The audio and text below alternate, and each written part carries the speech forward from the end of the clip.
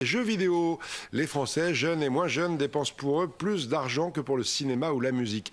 Et l'un des derniers grands succès en matière de jeux vidéo est d'origine française, même si ça devient de plus en plus difficile de les créer chez nous. Reportage de Fabrice Collaro et Laurent Sobad. Drôle de tenue pour des basketteurs.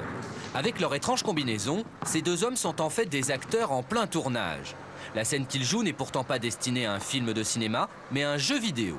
Le but est d'enregistrer tous leurs mouvements, et ce grâce aux petits points blancs sur les combinaisons, pour ensuite obtenir des personnages très réalistes. Autre technique employée pour l'animation du visage. Cette fois, on utilise ces gants très spéciaux. En bougeant les doigts, le personnage peut parler ou afficher des expressions.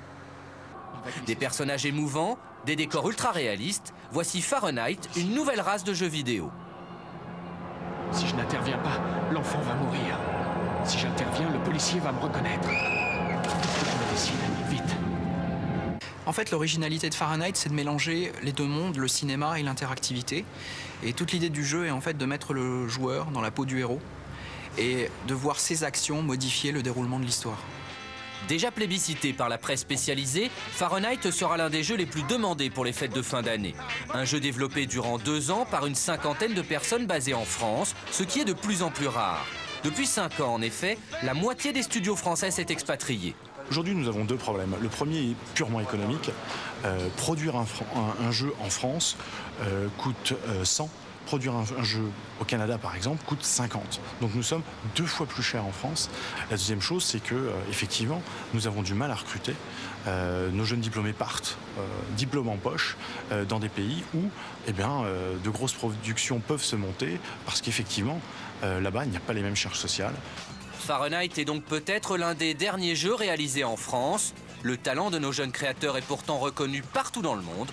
Mais pour combien de temps encore ? Alors comme l'avenir est un peu morose, on va retomber dans le passé, repartir dans le passé maintenant avec une série sur notre série sur les jeux traditionnels des régions, série de reportages depuis lundi. Aujourd'hui, un jeu du XVIe siècle qui se pratique toujours dans l'Ouest et en particulier en Vendée. Il fait vraiment partie de la culture et du patrimoine vendéen.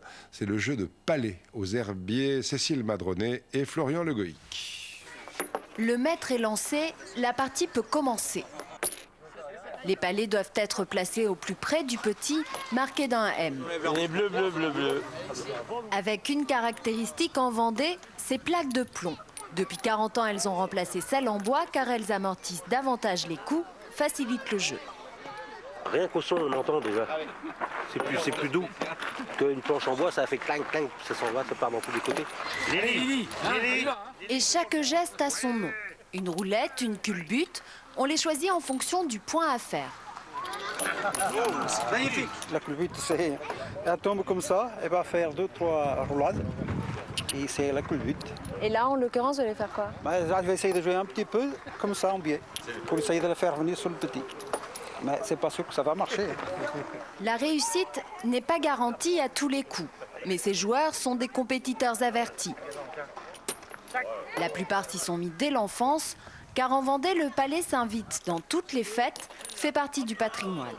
Chaque sortie de mariage, il y a toujours une planche ou une deuxième à traîner quelque part, et puis tout le monde se met à jouer au palais, même si les familles qui arrivent d'ailleurs, on joue tous ensemble.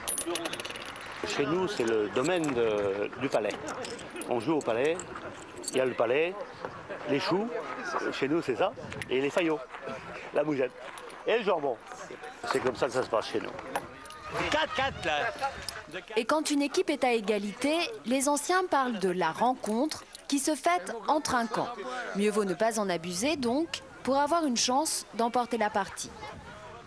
Voilà, il y a des clubs, il y a des championnats. Demain, on change de région, on change de jeu. On parlera du ballon au point qui se pratique toujours énormément, notamment en Picardie.